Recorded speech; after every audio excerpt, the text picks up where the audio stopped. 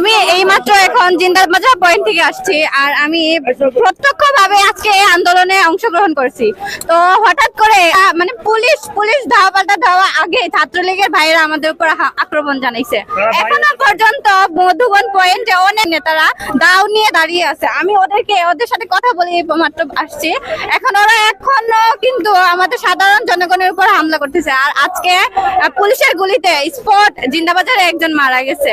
মানে আরো ফুলের মুখ এখনো পর্যন্ত কিন্তু মানে অনেক খারাপ অবস্থা। আমাদের পাল্টা দাহ করা হয়েছে, আমার সাথে অনেক বন্ধু বান্ধব ওরা আহত হয়েছে।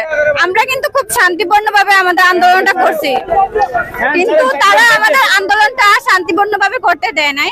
এখন পুলিশ ছাত্রলীগের ভাইদেরকে সহায়তা করতেছে, কিন্তু সাধারণ কোনো স্টুডেন্টদের সহায়তা করেনি। বিজিবি পুলিশ সবাই রাস্তায় আছে, কিন্তু ছাত্রলীগের ভাইরা বড় বড় দাও নিয়ে এখানে মানে তাদের পাশেই আছে, কিন্তু তাদের কিছু বলছে না। কারণ আমার একজনের দেখা দেখি হয়তো আরো অনেক মেয়েরা উৎসাহ পাবে, তারপর তারাও আন্দোলনে নামতে পারবে। তার জন্যই আমি আসছি।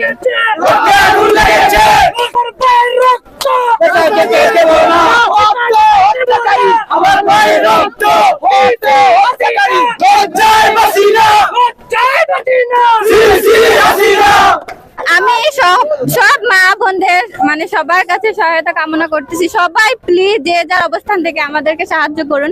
আপনারা মা বোনেরা যদি আমাদের পাশে থাকেন তাহলে কিন্তু এই স্বৈরাচার পতন হতে বাধ্য। আপনারা যদি মানে কোনো রকম ভাবে সাহায্য করতে না পারেন, আপনাদের ঘরের ছেলেদের বাবাদের তাদেরকে আমাদেরকে সাহায্য করার জন্য অবশ্যই উদ্বুদ্ধ করুন। আপনারা প্রত্যক্ষ পরোক্ষ সবভাবে আমাদেরকে সাহায্য করুন। আমি সবার কাছে এটাই চাচ্ছি যে সবাই আমাদেরকে সাহায্য করুন। আপনারা দয়া করে মাঠে নামুন, কারণ এই স্বৈরাচার আর চলতে দেওয়া চলবে না। আমাদের এত ভাইয়ের রক্তের আমাদের এই দাম দিতেই হবে। এই রক্তের গতিতে বসে সে আর টিকতে পারে না, কারণ অনেক স্টুডেন্ট মারা গেছে। আবু সাইদ ভাই, মুগ্ধ, আমরা ওদের এই শহীদ তাদের এই রক্তের দাম আমরা কিভাবে দেব? এই স্বৈরাচার যদি আমাদের দেশে থাকে